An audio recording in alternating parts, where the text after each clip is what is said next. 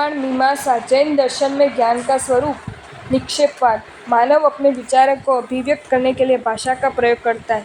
बिना भाषा के वह अपने विचार सम्यक प्रकार से अभिव्यक्त नहीं कर सकता। मानव और पशु में एक बहुत बड़ा अंतर यही है कि दोनों में अनुभूति होने पर भी पशु भाषा की स्पष्टता न होने से उसे व्यक्त नहीं कर पाता, जबकि मानव अपने विचारों को भाषा के माध्यम से भली भांति व्यक्त कर सकता है। विचारों को अभिव्यक्ति का सशक्त माध्यम है भाषा। भाषा की संरचना का आधार शब्द है।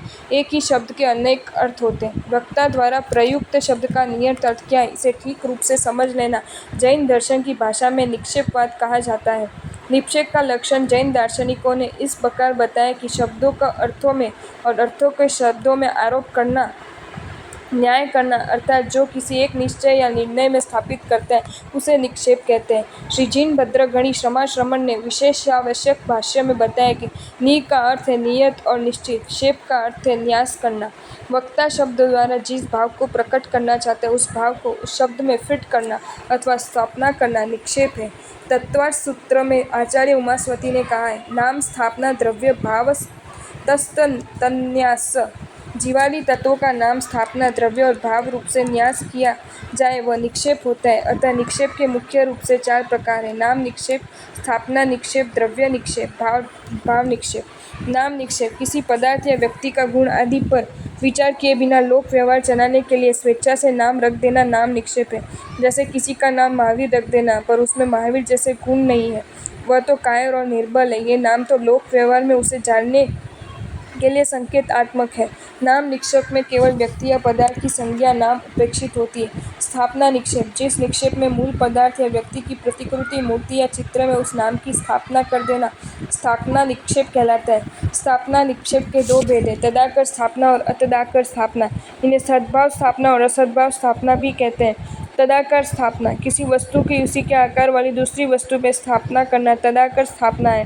जैसे अपने गुरु के चित्र को गुरु मानना। अतदाकर स्थापना जो किसी तरह गुरु के आकार के नहीं है फिर भी उन संघ स्थापनाचार्य आदि में अपने गुरु को आरोप कर लेना अतदाकर स्थापना है।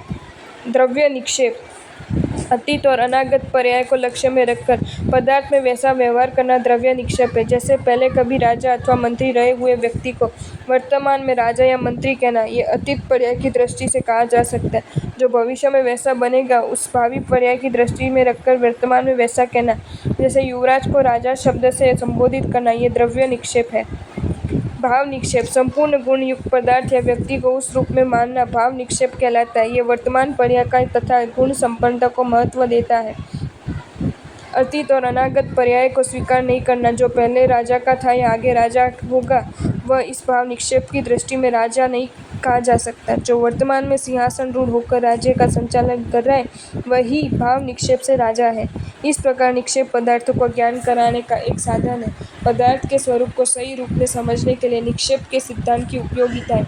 ये पद्धति तत्वज्ञान शास्त्र समझने के लिए जितनी उपयोगी है व्यवहार में भी उतनी उपयोगी है। हम व्यवहार में इन चारों का उपयोग करके अपना इच्छित अभिप्राय दूसरों को समझा सकते हैं।